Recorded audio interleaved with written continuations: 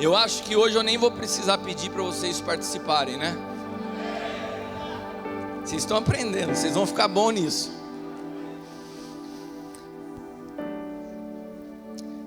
Eu queria falar com vocês sobre uma palavra, uma frase, sobre um pensamento que eu tenho meditado muito nas últimas semanas.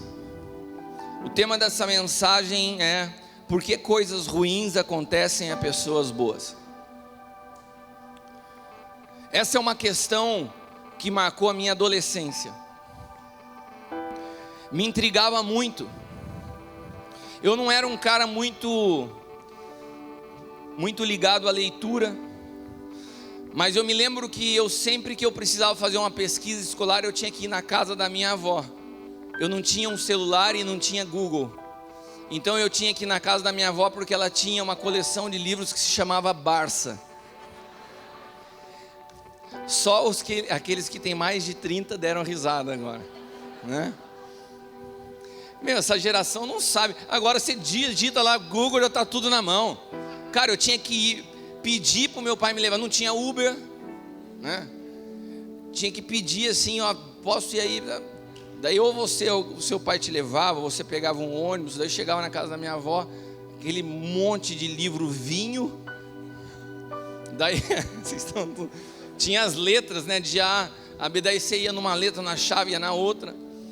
E eu lia exatamente aquilo que tinha que fazer para a pesquisa da escola e ia embora. E tinha muitos livros lá naquela biblioteca da casa da minha avó, das minhas tias. Mas nada me chamava a atenção. Até que um dia, uma das minhas tias tinha comprado um livro que eu passei o olho no livro e me intrigou. E o título do livro era: Por que coisas ruins acontecem a pessoas boas? E eu era um adolescente e eu comecei a folhear. Quando eu vi, eu já tinha lido metade daquele livro. E o autor, que não era cristão, nem me lembro mais desse livro, nem sei quem é. Eu me lembrei disso quando preparava a palavra. Mas era interessante porque ele observava a realidade da vida e ele fazia essas reflexões e ele falava assim dos choques emocionais com que ele passou na vida, quando ele observava uma avó que ele tinha, que fazia o bem para todo mundo, que era uma mulher extremamente caridosa, piedosa, e ela foi acometida de câncer.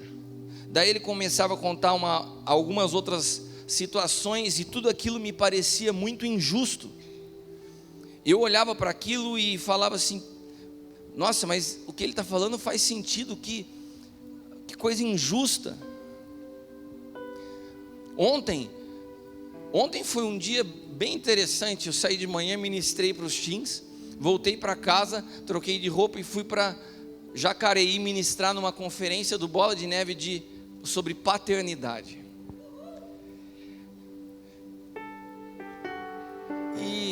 E foi muito legal porque quando eu cheguei lá, o pastor começou a me contar a história de vida dele. Meu, que história! Ele presenciou a morte do pai, órfão de pai desde os 7 anos, há 5 anos atrás perdeu a mãe, e quando ele perdeu a mãe, deu um choque na vida dele, e o Senhor falou para ele assim: você precisa mergulhar na compreensão do que é paternidade. E daí, tudo aquilo ali, ele foi me contando a história, e depois, quando nós voltamos de lá, o Rubens e a Cibele, eles estão aqui por falar nisso? Ah, bom, pensei que vocês tinham faltado no culto. O Rubens e a Cibele tinham voltado comigo, e a Cibele começou a compartilhar a história de vida dela. E aquilo tudo foi crescendo dentro de mim, nessa frase da história de vida da Cibele, que também tem uma história de orfandade, perdeu o pai, perdeu a mãe. E daí você começa a olhar, e essa frase já vinha falando comigo há algum tempo, observando a vida, observando algumas realidades. E eu aprendi ao longo dos anos, caminhando com Cristo, a não me atentar muito aos meus problemas. Mas tem uma coisa que ainda para mim é muito difícil: é quando esses problemas chegam na vida de pessoas que eu amo. Porque eu aprendi a me entender com Deus. Mas quando eu vejo isso sobre a vida de pessoas que eu amo e que às vezes não conseguem entender alguma coisa, eu sofro por eles. E daí eu começo a surgir uns questionamentos na minha vida. E nessas minhas conversas com Deus, Ele começou a me explicar algumas coisas bastante interessantes. E dentro dessas situações eu fiquei imaginando a vida de cada um de vocês. De verdade que essa palavra nasceu das minhas indagações com o Senhor e da minha preocupação com o que passa na sua cabeça. Eu falei: Senhor, o Senhor me levou a lugares bastante profundos em termos de nível de morte. O Senhor me levou a entender processos de perda. Mas eu faço parte de um corpo que eu amo aquela casa. Se eu estou de pé, eu devo aquele povo. A cada sorriso, a cada abraço, a cada pessoa que fala assim: apóstolo, sua palavra tem me dado força. Isso me dá força para continuar. E eu falo: Senhor, e eu sei que há muitos deles, às vezes também não estão entendendo o que estão acontecendo nas suas vidas. E eu queria que o Senhor me ajudasse a conseguir explicar para eles algo, a trazer alguma resposta que pudesse trazer sentido à dor. Difícil, né? Sabe aquelas enfermidades que aparecem num exame de rotina? E a pessoa que está lá servindo a Deus empolgada fala assim: meu, por que comigo? Sabe aquelas situações financeiras que transformam a realidade da tua vida da noite para o dia? E daí a pessoa se pega e fala assim: por que comigo? Num país onde bandido é solto, e de repente eu me vejo preso por uma circunstância que eu não tive a intenção de gerar, mas aconteceu. Esses dias eu assisti um filme baseado em fatos reais, de uma família onde a mãe era uma cristã fervorosa, uma mulher de oração, uma mulher de Deus, o esteio da família. E o filho mais velho, um executivo bem sucedido, CEO de uma companhia americana. É um filme baseado em fatos reais. Mas um cara que, apesar de ser criado pela mãe, pelo pai, numa família cristã, o sucesso foi distanciando ele de Deus. Porque o sucesso traz muitas vezes a sensação que nós conseguimos cuidar das coisas sozinhos. É natural, é quase que natural. Tudo que você faz dá certo, tudo que você põe a mão prospera. Você começa a falar assim: não, esse negócio de Deus aí é para quem está em dificuldade, eu sei o que eu estou fazendo. O sucesso é um tremendo perigo na vida de alguém que não consegue entender a realidade da vida. E na história desse filme, esse sucesso pega esse homem de uma tal maneira que num almoço, no dia de ação de graças nos Estados Unidos, a mãe chama todo mundo, e quando ela vai orar, esse filho mais velho, executivo, e tem uma história, tem uma outra parte do filme. Essa mulher estava com câncer, mas ela não contou para a família. E ela fez uma oração ao Senhor. Ela falou assim: eu não posso ir embora, porque se o meu filho e se o meu marido, o marido dela também era pé na igreja, pé fora, sabe? Alguém se identifica com isso? Amém.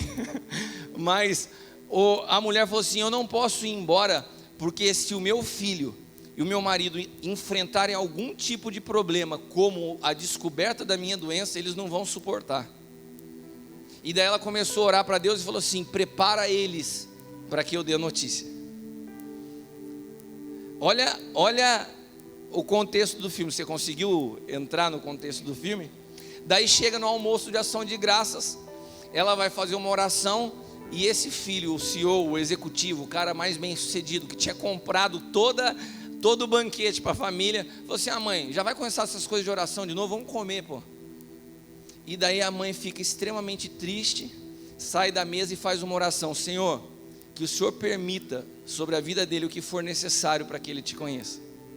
2 semanas depois, esse cara tinha sido demitido da empresa onde ele era CEO. Ele entra em parafuso. Daí depois de um mês ele é recontratado como vendedor da mesma empresa onde ele era CEO. Sabe o que acontece? Todas as pessoas que ele mandava agora mandavam nele. O cara começa a passar por um processo de humilhação, e aquilo muda a história da vida dele da noite para o dia.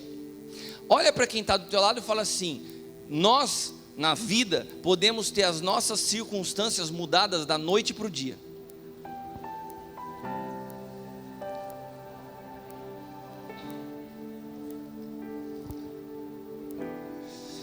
Mas sabe o que me chamou a atenção no contexto desse filme? É que a preocupação daquela mulher não era deixar riqueza para a família. A preocupação daquela mulher não era dinheiro.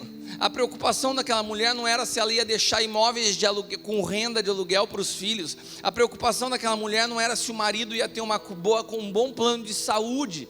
A preocupação daquela mulher é: o que eu estou deixando de legado de fé? Porque você pode ter tudo, mas quando a situação da sua vida muda, se você não tiver fé, você não suporta. O maior legado que nós podemos construir é essa força e essa maturidade em Deus, que nós sabemos, meus filhos estão preparados para os dias bons ou para os dias maus. Isso é o que nós precisamos construir em vida. Todo o restante pode se perder da noite para o dia. Todo o restante pode se perder da noite para o dia. E se para ganhar a tua vida for necessário perder, Deus vai fazer. Um legado que não esteja baseado em coisas, mas um depósito eterno que possa ser transferido de geração em geração. Nós estamos falando isso nesses dias de visão geracional. Nós somos portadores de uma visão geracional e nós precisamos edificar a nossa vida sobre isso. O que eu estou construindo continua depois que eu não estiver aqui ou para em mim? Será que o contexto, o entendimento, a compreensão do que é a corte, a preparação para um casamento, é só o pensamento do apóstolo L, ou o dia que ele não estiver mais aqui, essa cultura está estabelecida e nós entendemos e decidimos viver isso, porque nós sabemos, isso de fato é um caminho mais excelente. Nós não podemos ter palavras que durem enquanto a gente dura. As verdades que falamos devem ser verdades eternas e que percorram as gerações. Para isso elas têm que ser vida na nossa vida. A palavra de Deus tem que ser experimentada, ela não tem que ser uma teoria explanada. Uma teoria explanada não tem vida. Nós não precisamos de bons oradores, nós precisamos de pessoas que experimentaram de Cristo e são sustentados por Ele. É disso que se trata o Evangelho, porque a realidade da vida pode mudar da noite para o dia, para o bem e para o mal. E tem um texto que eu queria te convidar a ler, que inclusive quando eu estava ontem lá ministrando, o Rubens teve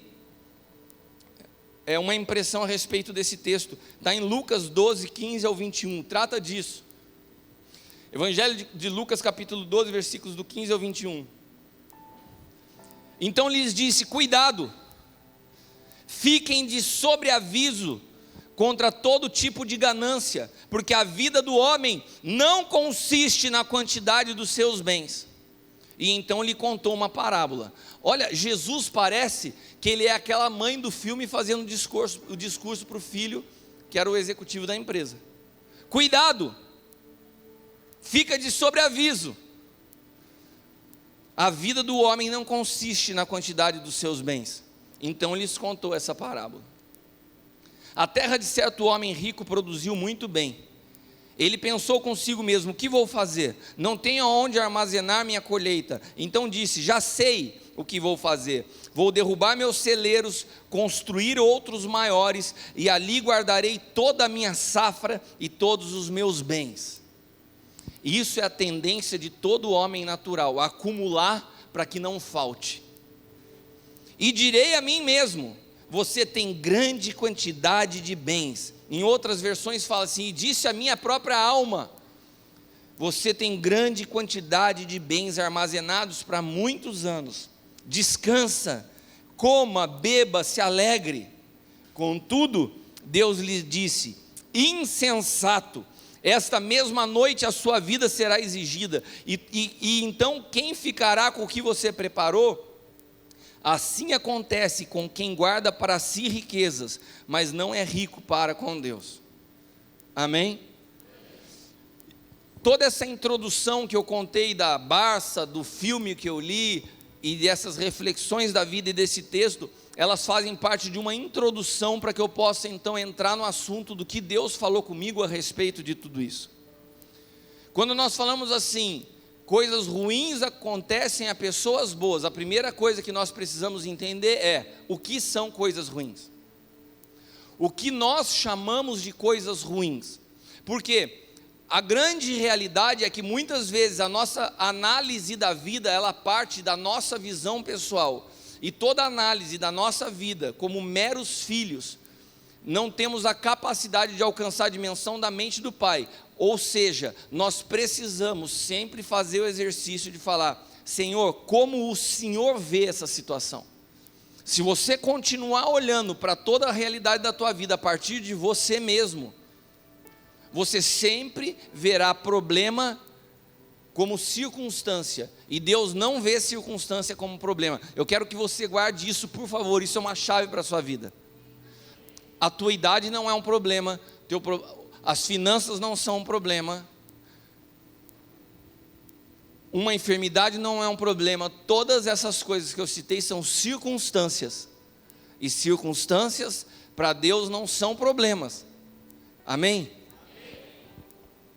Aquilo que nós chamamos comumente de problemas, basicamente é uma mudança do estado natural das coisas. Repita comigo: nossos problemas, o que a gente chama problema, é a mudança do estado natural das coisas. Amém? Você estava com saúde, agora você não está. Você tinha dinheiro, agora você não tem. Você tinha um carro, agora você está a pé. Mudou o estado natural das coisas. Amém? A realidade é como nós reagimos quando mudam o estado natural das coisas. Qual é a nossa reação quando mudam as circunstâncias à nossa volta?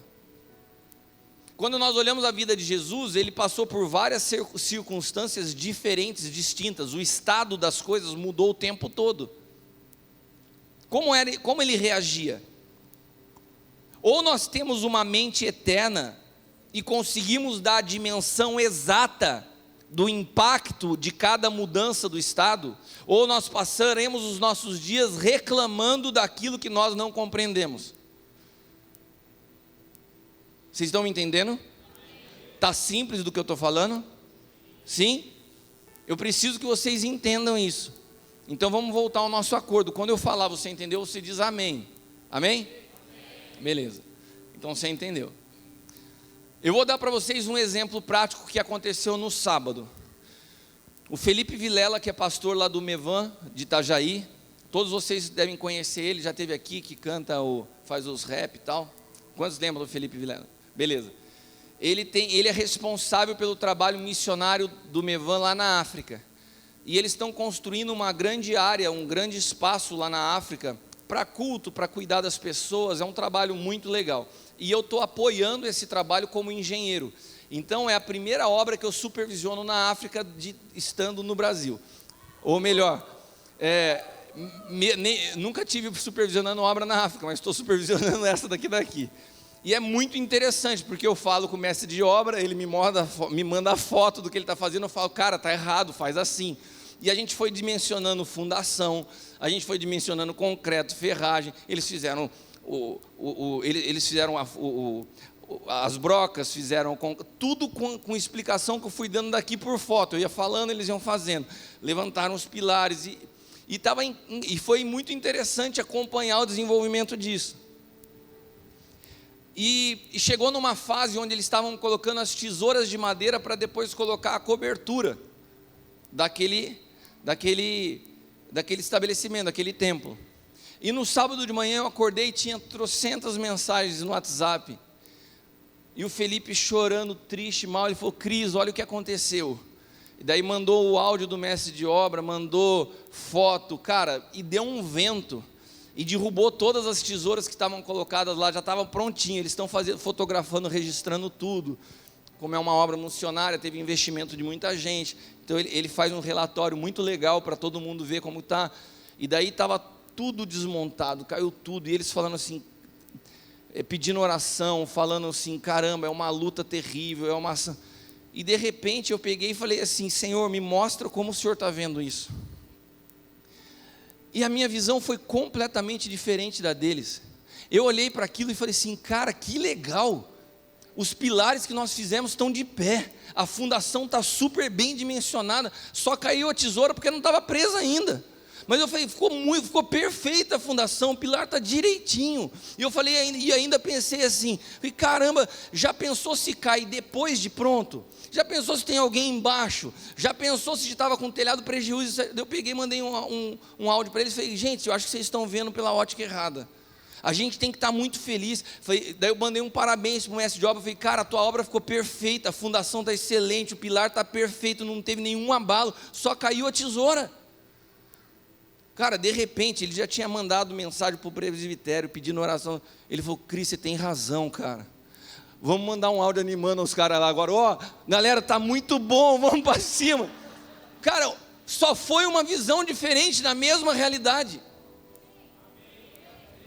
Quantos estão entendendo? Porque reclamar das circunstâncias é extremamente prejudicial. Esses dias a Leila me mostrou um vídeo que eu achei muito interessante de uma psicóloga. E ela estava explicando a respeito do que é gratidão. E ela falou exatamente o que eu falei para vocês aqui na hora da oferta. Tem gente que acha que gratidão é falar assim, ah não, eu sou grato. Sempre que me dão alguma coisa eu agradeço. Eu falo, não, isso não é gratidão, isso é educação. Ah não, eu sou grato. Sempre que alguma coisa acontece na minha vida, eu vou na igreja e agradeço. Não, isso é oração. Gratidão não é isso. Gratidão é uma perspectiva onde você olha para todas as realidades da vida e consegue ter sempre no seu coração uma visão positiva. Então você consegue olhar para tudo e sempre ver o bem. O seu olho não é contaminado com uma palavra que se chama reclamar, porque essa palavra reclamar, ela é uma palavra bastante séria de estar no nosso vocabulário. A palavra reclamar, ela é uma derivação da palavra clamar. O que é um clamor? Quando você clama, é quando você pede com muita intensidade. Quantos aqui já clamaram a Deus por situações? O que é reclamar? É pedir 2 vezes. Reclamar, você pede, você clama com muita intensidade. E sabe o que essa psicóloga estava falando?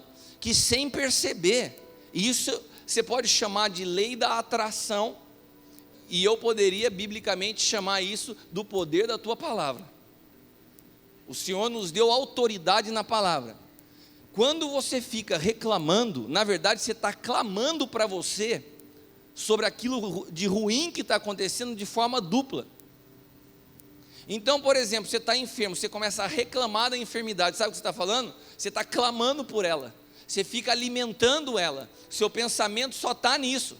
Você está passando por uma situação difícil financeira, você chega para o cara, como que você está, irmão? Ah, só misericórdia, só graça. Daí usa um vocabulário crente para reclamar, você está reclamando do mesmo jeito, só que com uma reclamação gospel, né?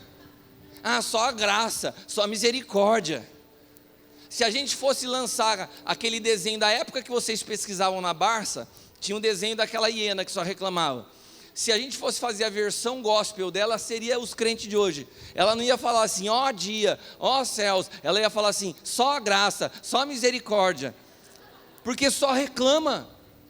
Você tem gente que você olha, o cara, a vida inteira, ele escolhe um novo problema para estar reclamando. Quantos conhecem pessoas assim?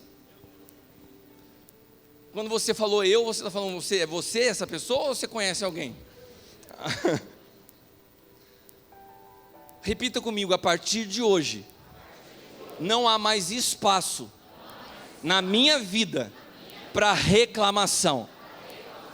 A partir de hoje, eu serei uma pessoa grata, em todo o tempo, em nome de Jesus, amém.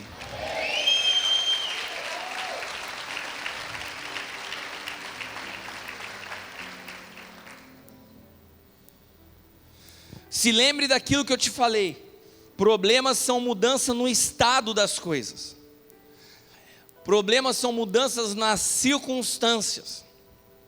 O que ocorre é que nós estamos num novo pacto, num novo ambiente jurídico, que está centrado não na mudança do estado das coisas, mas na mudança da natureza das coisas.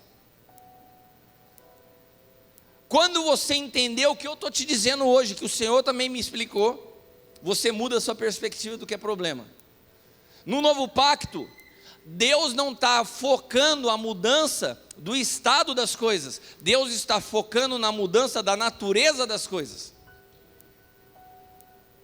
Só quem entendeu, diga amém. Amém. Vocês entenderam mesmo? A Vanessa não entendeu, então eu vou explicar melhor. Se você der uma olhada na internet, e agora tem uma onda nos stories que é: faça uma pergunta para mim. E daí os teólogos, os pastores, falam, e daí você vai vendo as perguntas do povo para as pessoas. Eu fico com vergonha alheia. E os caras respondem. E as discussões teológicas estão todas respaldadas em assuntos circunstanciais. É um malabarismo para você tentar fazer uma suposição de um fato, porque não tem nada de concreto em algumas respostas que são especulativas. Eu estudo algumas coisas da história e começo a responder curiosidade. Isso não tem nada a ver com mudança de natureza. Eu olho para isso e eu imagino como Deus olha e fala assim: caramba, a minha igreja está presa em questões que são tolas. O meu povo está preso em questões superficiais. Eu olho para a Bíblia e vejo os profetas no novo pacto repetindo a voz dos profetas do antigo pacto: meu povo perece por falta de entendimento. Porque nessa legislação, as nossas questões não são mais externas. Em meio às circunstâncias, eu tenho que pensar o que está acontecendo com a natureza que habita em mim. É disso que se trata, tudo. Deus não está focado no que está acontecendo à sua volta, da maneira como Ele está focado no que está acontecendo dentro de você.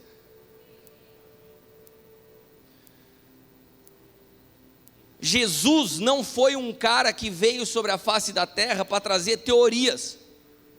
Ele também não foi um cara que veio sobre a face da terra para mudar o estado das coisas. Tanto que ele produziu uma grande decepção aos judeus, porque eles imaginavam uma mudança do estado das coisas. Eles imaginavam uma libertação do povo.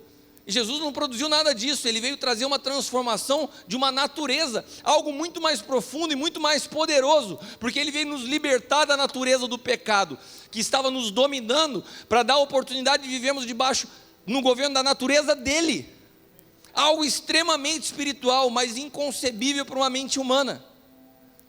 Por isso que aquele que é carne não discerne as coisas do Espírito. E é por isso que, se com uma mente carnal nós tentarmos entender por que coisas ruins acontecem para pessoas boas, nós vamos estar batendo num aspecto que é eliminado no novo pacto, que se chama justiça própria. Essa questão, por que coisas ruins acontecem com pessoas boas, essa questão tem como cerne a justiça própria. Porque normalmente quando essa questão é colocada em pauta, eu estou me colocando na posição de pessoa boa. E estou falando assim: isso é injusto, porque uma situação como essa está acontecendo comigo. Isso se chama justiça própria, e a nossa justiça não passa de trapo de imundície, segundo a palavra de Deus. Nós só temos um lugar aonde nos apoiar, é na justiça que Ele produziu por nós, porque Ele nos justificou. As nossas obras são imperfeitas para nos aperfeiçoar. Não é o tanto que eu oro, não é o tanto de boas ações que eu faço que me torna justo. É eu me apropriar da obra da cruz e entender que na cruz Ele consumou uma nova natureza para mim, que não é uma melhora da minha natureza antiga, é uma nova, é a dEle. E com isso eu elimino a questão da justiça própria. Eu não me coloco no lugar da pessoa boa, vítima de uma circunstância ruim. E Jesus, Ele vem exatamente produzir isso. E se você perceber no ministério de Jesus, o Deus que se fez homem viveu 30 anos esperando o tempo para se manifestar. Você imagina Se fosse eu não consigo esperar a Zelinda fazer a oferta para eu pregar. Imagina se fosse eu esperar 30 anos. Cara, ele esperou 30 anos. E eu falo, a Leila fica brava quando eu falo isso, mas Deus, ele é muito irônico comigo. Não tem um dia que eu vou pregar que os avisos não são diferentes. Não tem um dia que eu vou pregar que não tem uma santa ceia para adolescente. É sempre no dia que eu vou pregar. Porque ele sabe da minha impaciência, daí ele faz assim comigo. Eu vou contar uma coisa para vocês que eu nunca contei. Eu falo para a roda de amigo, contei para Simone Pinelli esses dias, mas eu vou contar de púlpito. Uma vez o profeta Amaro veio aqui, 2 anos atrás, e eu fui buscar ele lá em Mogi. Daí eu vim com ele no carro, conversando, e nada de palavra profética para mim. E eu esperando uma palavra profética. Nada. Veio, bateu papo, falou de tudo, não falou nada de mim. Sabe quando você está querendo, Vanessa? Nada. Daí cheguei aqui, uma mesa preparada, era uma reunião com a diretoria da igreja. Sentou todo mundo, alguns ministros, né, o pessoal que faz parte da diretoria. Ele sentou, começou a tomar café. Todos vocês já foram ministrados do profeta Amaro, você sabe como é. E daí ele foi um por um. Olha, você, papapá, você, papapá, e foi indo. E foi dando a volta, e eu estava bem no meio da volta. Daí eu já estava assim, já peguei o celular, preparei naquele gravador de voz. Quando chegou na minha vez, ele fez assim, puf, foi para o do lado, pulou eu, e continuou ministrando. Gente, eu estou expondo para vocês a minha carnalidade publicamente. Quando ele fez isso, eu falei assim, não, esse cara está de sacanagem comigo. E ele pulou, daí eu falei, beleza, eu já sei o que ele vai fazer. Eu sei, Senhor, sou um cara espiritual, os últimos serão os primeiros. Ele vai acabar todo mundo e vai falar meia hora que você estava, né, Adriano? Daí quando ele terminou o último, tinha pulado eu, ele levantou e falou assim, ai, beleza, acabou, vou no banheiro. Cara, mas eu emburrei na hora. Eu fechei a cara, falei assim, eu não estou acreditando nisso. Eu peguei o cara lá, vim até aqui, ele foi, chegou em mim, pulou e acabou. E daí começaram a olhar para mim e falaram, o que você está com essa cara, Kiko? Porque eu não consigo disfarçar. Daí o que você está com? Eu falei assim, pô, o que eu estou nessa cara? O cara não orou por mim, por quê? Daí todo mundo começou a rir, achando que eu estava brincando, mas eu estava bravo mesmo. E daí alguém falou assim, não, é porque você veio com ele, ele já deve ter falado com você no caminho. Eu falei, falou nada. Ele não falou nada no caminho, eu estou esperando até agora. Daí eu peguei, me levantei e falei assim, eu vou sair. E fui no banheiro. Quando eu saio para ir no banheiro, ele voltando. Ele voltou, sentou e não me falou nada. E eu continuei e fui para o banheiro. Quando eu fui no banheiro, eu comecei a falar com o Senhor. Falei, por que você faz isso comigo? O Senhor sabe que eu estou querendo ouvir algo. Por que o Senhor faz assim? E chorei mesmo com Deus assim de tristeza, criança mimada. E daí peguei e voltei para a sala.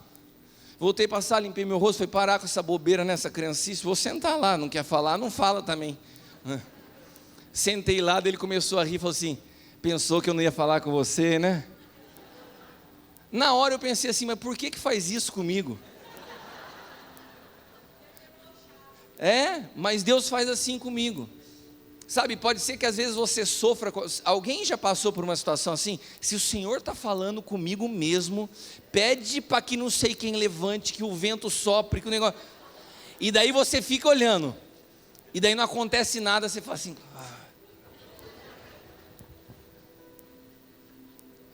Nem vou falar mais nada, daí eu vou me expor mais. Mas Jesus, ele soube esperar o tempo de Deus fazer o que tinha que fazer através da vida dele por 30 anos, não foram 2 minutos. E é interessante que eu me coloco no lugar, né, e falo assim, 30 anos esperando, eu vou chegar rasgando também, estou com tanta coisa para falar. E daí eu fico imaginando assim, qual será, porque Jesus ficou 30 anos preparando o primeiro sermão dele, ele ficou 30 anos preparando o primeiro milagre dele. Não é que ele ficou preparando, mas ele ficou 30 anos esperando para se manifestar. Eu entendo que toda primícia, ela é santa. Quantos entendem assim? Eu entendo que a primícia, ela tem uma realidade diferente do restante, porque ela determina o restante. Ele esperou 30 anos. Depois de 30 anos, quando ele vai se manifestar, qual é o primeiro milagre que ele faz? Bom, se o primeiro milagre é água em vinho, esse primeiro milagre é muito especial. Sim ou não? É a primícia. Alguém que esperou 30 anos para manifestar algo. A transformação da água em vinho diz muito do que é a tônica do ministério de Jesus sobre a face da terra. Nós poderíamos tirar várias lições disso, mas a gente pode deixar para outro dia. Hoje eu quero me focar somente no tema que nós estamos ministrando. Eu queria te convidar a ler esse texto. Evangelho de João, capítulo 2, versículos do 1 ao 11. João 2, do 1 ao 11. Vamos lá. Eu quero otimizar o tempo. Ao terceiro dia fizeram uma bodas em Caná da Galileia, e estava ali a mãe de Jesus. E foi também convidado Jesus e os seus discípulos para as bodas. Repita comigo: Jesus estava lá porque ele foi convidado para estar lá. Esse é o primeiro ponto. Primeiro ponto, ele estava lá porque ele foi convidado para estar lá. E faltando vinho, a mãe de Jesus lhe disse: não tem vinho. Disse-lhe Jesus: mulher, o que eu tenho contigo? Ainda não é chegado a minha hora. Não é que eram 30 anos, era 30 anos e alguns minutos. Ele tinha a precisão de se manifestar. Ele não podia, na hora que Maria falou, beleza, estou indo lá, não podia. Não, ele tinha que esperar o comando de Deus, não era de Maria. Quando o pai habilitou ele, falou, agora você pode ir, daí ele foi. Mas é uma questão de minutos. Por questão de minutos tem gente que tem desobedecido a Deus. Por não saber esperar alguns minutos, tem gente fazendo muita besteira. Por não saber esperar o envio, tem gente abrindo ministério, se auto-ungindo, se auto-enviando. Para Jesus, minutos tem a mesma precisão que anos. Para quem esperou 30 anos, minutos também são preciosos. Ele falou, ainda não é chegada a minha hora. Sua mãe disse aos serventes, façam tudo quanto ele vos disser. Estavam ali colocadas 6 talhas de pedra para a purificação dos judeus, e cada uma cabiam 2 ou 3 almudes. Disse-lhe Jesus, enchei de água essas talhas. Encheram-no até em cima e disse-lhe, tira agora, e levai ao mestre-sala. Levaram, e logo que o mestre-sala provou a água feita em vinho, não sabendo de onde viera, se bem que sabiam que os serventes que ele tinha tirado da água, chamou o mestre-sala o esposo e disse-lhe, todo homem põe primeiro o vinho bom, e quando já tem bebido bastante, coloca o inferior, mas tu guardaste até agora o bom vinho. Jesus principiou ou primiciou assim os seus sinais em Caná da Galileia, e manifestou a sua glória aos seus discípulos, creram nele. Então aqui nós temos algumas realidades que eu já passei por elas bem rápido. Ele estava ali porque ele foi convidado para estar ali. Ele estava no primeiro lugar, aonde ele se manifesta com milagre, era um casamento. Jesus veio sobre a terra para buscar uma esposa. A primícia diz muito sobre o restante da história de Jesus. E ele veio para transformar a água em vapor, sim ou não? Ele veio para transformar a água em gelo. Por que não? Porque ele não veio para mudar o estado das coisas. Ele veio para mudar a natureza das coisas. Ele não mudou a água em vapor. Ele não veio transformar a água em gelo. Ele não mudou a água do estado dela, do estado líquido para o gasoso, nem do estado líquido para o estado sólido. Ele não transformou o estado das coisas, ele transformou a natureza da água em vinho. É uma outra natureza, é uma outra realidade.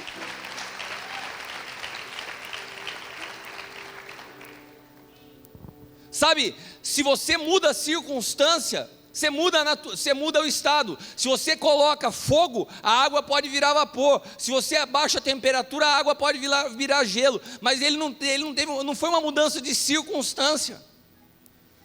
Sabe, ele não jogou um pozinho de tangue lá e mudou a água em vinho com um processo de transformação de circunstância. Ele mudou a natureza.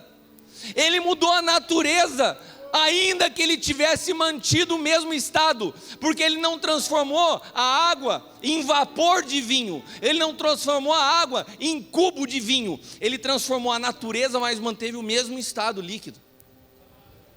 O que isso quer dizer para mim e para você? Que o que é mais importante para ele não é mudar o estado, é mudar a natureza. Tem pessoas que falam assim, tá bom, apóstolo, eu estou vivendo o processo, eu estou morrendo, Cristo formou em mim, mas as coisas não mudam. Cara, a gente trata a mudança de natureza como se fosse um milagrezinho, como se fosse uma bobeirinha. A gente, ao invés de colocar os olhos na mudança da natureza, a gente muda a natureza e continua com os olhos mudando na mudança do estado. O alvo de Jesus não era mudar o estado, era mudar a natureza. Se a tua natureza foi transformada, a sua gratidão tem que ser eterna, porque ninguém poderia fazer isso. Ninguém é capaz de transformar a natureza de um homem. Se Cristo não te transformar, se Cristo não me transformar, nós estaríamos perdidos. Mas circunstâncias, até um Supremo Tribunal pode mudar a circunstância de um homem que está preso e deixar solto. Circunstâncias injustas ou justas podem acontecer todos os dias, mas natureza, Ele veio para mudar a natureza, Ele veio para transformar a tua natureza.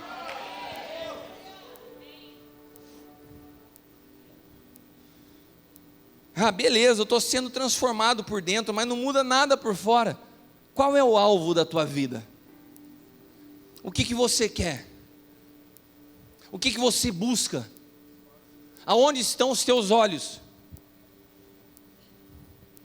Eu não quero limitar e espiritualizar demais essa noite, falando assim, não me importa, que cai o mundo sobre a sua cabeça, você está com uma nova natureza. Não é isso.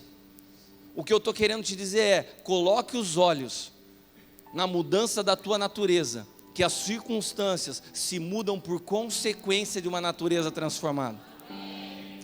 Eu não quero alimentar em você uma mentalidade de miséria que fala assim, beleza, Cristo me transformou, não preciso de dinheiro. Não é isso.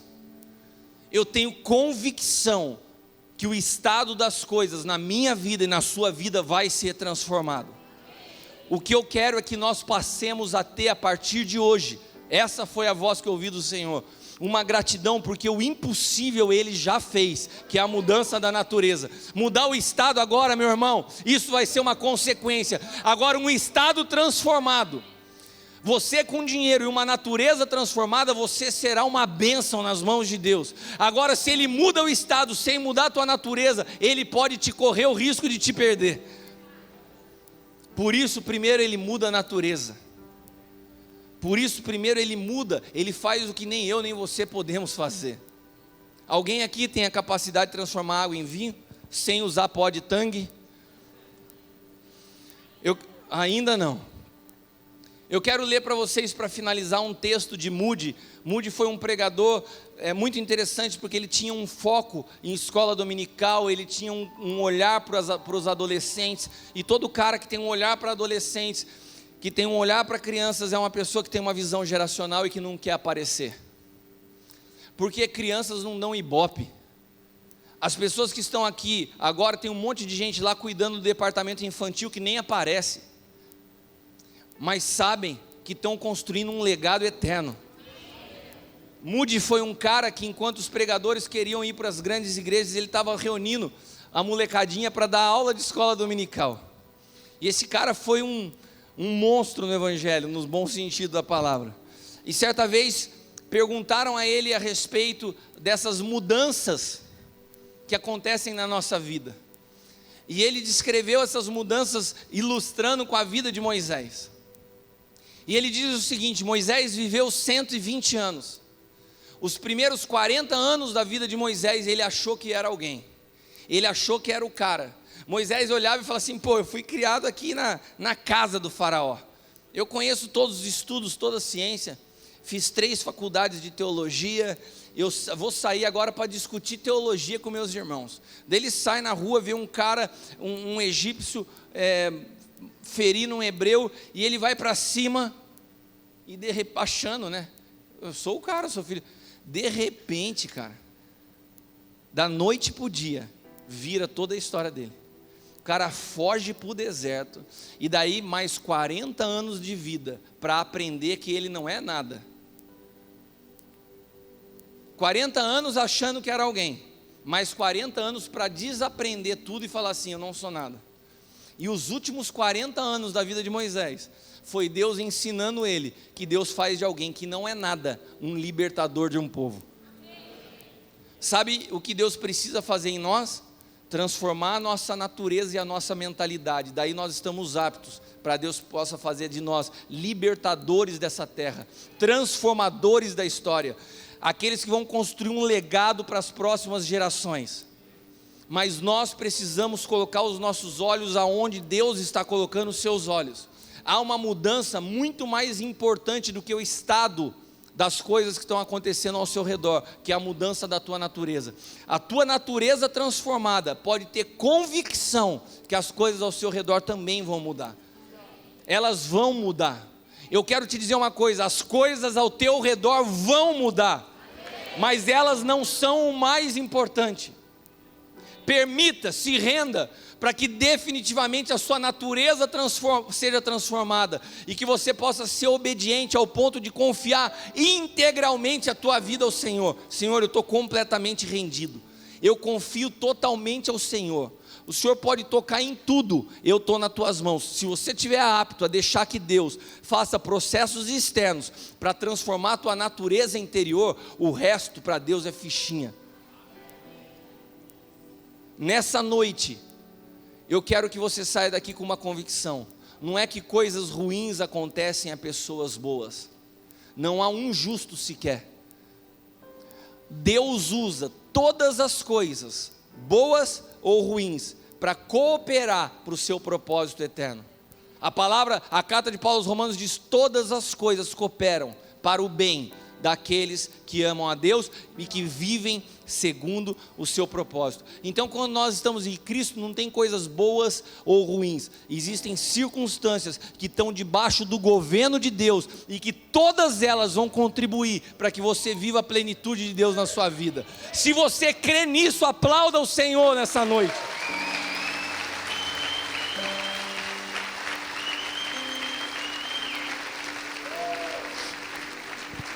Eu quero te convidar a se colocar de pé. Se você andava aí debatendo com Deus, se você andava questionando a realidade da sua vida, se isso te trouxe algumas incertezas, dúvidas, questionamentos, se você tem andado meio triste, olhando sempre para o estado das coisas, e nessa noite essa palavra te trouxe um entendimento mais claro, e você fala assim: apóstolo, eu entendi, e eu quero me render, eu quero convidar, porque o Senhor só transformou a água em vinho no ambiente onde ele foi convidado. Eu quero convidar o Senhor a poder produzir uma transformação completa na minha natureza. Se você tem essa disposição nessa noite, saia do seu lugar e venha aqui à frente, eu quero orar com você.